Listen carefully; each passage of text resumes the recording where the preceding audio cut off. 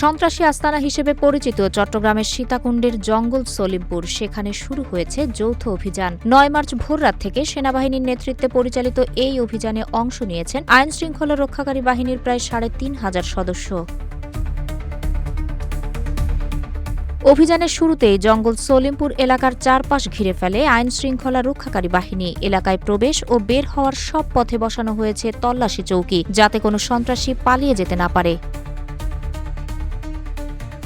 স্বরাষ্ট্র মন্ত্রণালয়ের নির্দেশে শুরু হওয়া এই সাঁড়াশি অভিযান চলবে ১০ মার্চ বিকেল পর্যন্ত। ড্রোন বা ইউএভি থেকে প্রাপ্ত ফুটেজ বিশ্লেষণ করে সুপরিকল্পিত কৌশলে অভিযান পরিচালনা করা হচ্ছে। অভিযান সংশ্লিষ্ট সূত্র জানায়, ফজরের নামাজের পর জঙ্গল সলিমপুরের বিভিন্ন প্রবেশ পথ দিয়ে একযোগে ভেতরে প্রবেশ করতে শুরু করেন যৌথ বাহিনীর সদস্যরা। ভবিষ্যৎ হোক নিরাপদ, বিনিয়োগ হোক বিশ্বস্ত, আর আমার পছন্দ সল্ট বে। ওয়েলকাম টু সল্ট বে। এবারের অভিযানে বাহিনীগুলোর সর্বোচ্চ আভিযানিক ক্ষমতা ব্যবহার করা হচ্ছে।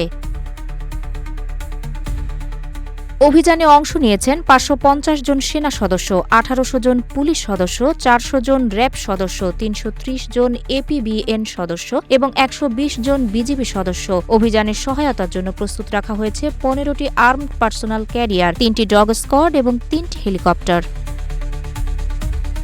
জানা গেছে, রাষ্ট্রের সর্বোচ্চ পর্যায় থেকে সন্ত্রাসের বিরুদ্ধে জিরো টলারেন্স নীতি গ্রহণের পরই এই অভিযানের পরিকল্পনা চূড়ান্ত করা হয়। প্রতিরক্ষা গোয়েন্দা সংস্থার মাঠ পর্যায়ের তথ্য ও পরিকল্পনার ভিত্তিতে সেনাবাহিনীর সার্বিক নেতৃত্বে অভিযান পরিচালিত হচ্ছে।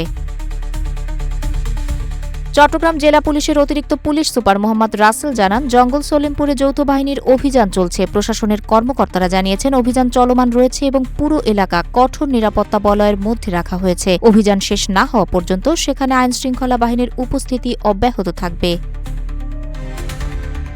তাহের আক্তার, রূপালী বাংলাদেশ।